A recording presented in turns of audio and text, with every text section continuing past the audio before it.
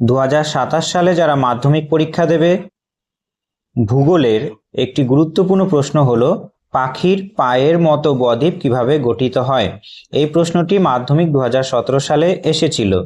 এবার পাখির পায়ের মতো বদ্বীপ তৈরি হয় সেই নদীতেই যে নদীর স্রোত বেশি, সমুদ্রের যে জোয়ার ভাটা এবং সমুদ্র তরঙ্গ তুলনায় যদি বেশি থাকে, অর্থাৎ নদীর স্রোত বেশি, সমুদ্রের যে জোয়ার ভাটা এবং তরঙ্গের প্রকোপ যদি কম থাকে, তবে সেই নদীতে পাখির পায়ের মতো বদ্বীপ তৈরি হওয়ার অনুকূল পরিবেশ তৈরি হয়।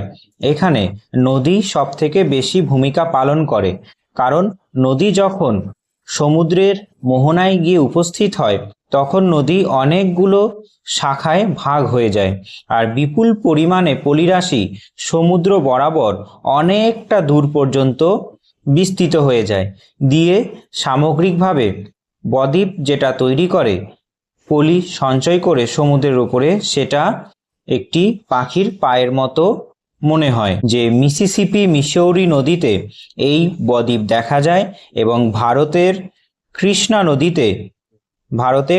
নদীতে এই বদ্বীপ দেখা যায়। এই গঠনের মূল ধাপ হলো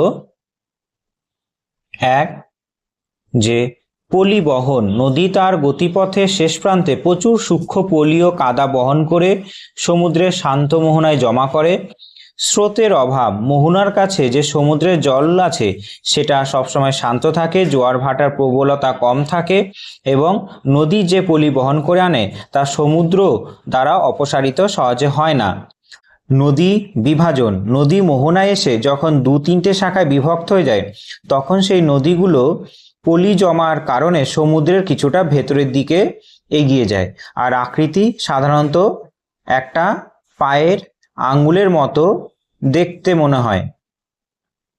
অর্থাৎ সাধারণভাবে যদি বলি যে নদীর প্রবাহের শক্তির কাছে সমুদ্রের তরঙ্গের শক্তি যদি নগণ্য হয় বা কম হয়, অর্থাৎ সমুদ্র তরঙ্গ জোয়ার ভাটা শক্তির তুলনায় নদীর স্রোত বেশি হলে সেখানেই এই পাখির পায়ের মতো দেখতে এই রকম বদ্বীপ তৈরি হবে, যেখানে নদীর গতিবেগ বেশি, সমুদ্রের তরঙ্গ সুনামি বা সমুদ্রের জোয়ার ভাটার প্রকোপ কম থাকবে, সেইখানে এই পাখির পায়ের মতো বদ্বীপ তৈরি হবে।